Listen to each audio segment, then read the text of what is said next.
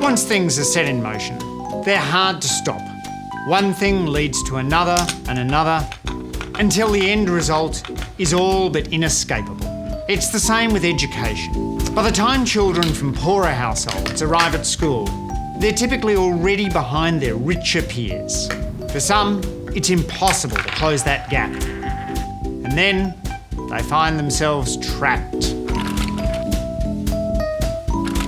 Much like the roll of a dice.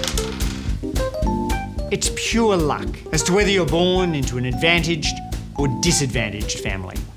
If you're born into an advantaged household, the benefits are immense.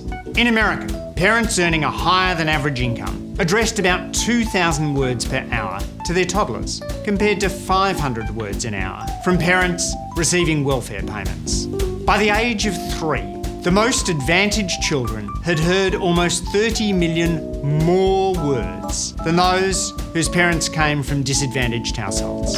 It's similar with reading and colouring. In Australia, the children of university-educated mothers get 40% more teaching time than children whose mothers didn't finish high school. That adds up to huge differences by the time kids arrive at school. There's also big differences between schools.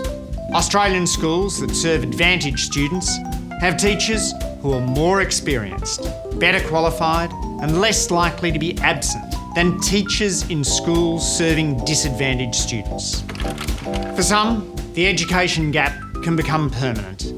By the time they finish high school, the typical Year 12 student from a disadvantaged background will read at the same level as the typical Year 8 student from an advantaged background. And that's if they get to Year 12, since a student from a poor background has a lower chance of finishing school and a higher chance of dropping out. Does that sound fair to you? Join us in the fight against inequality.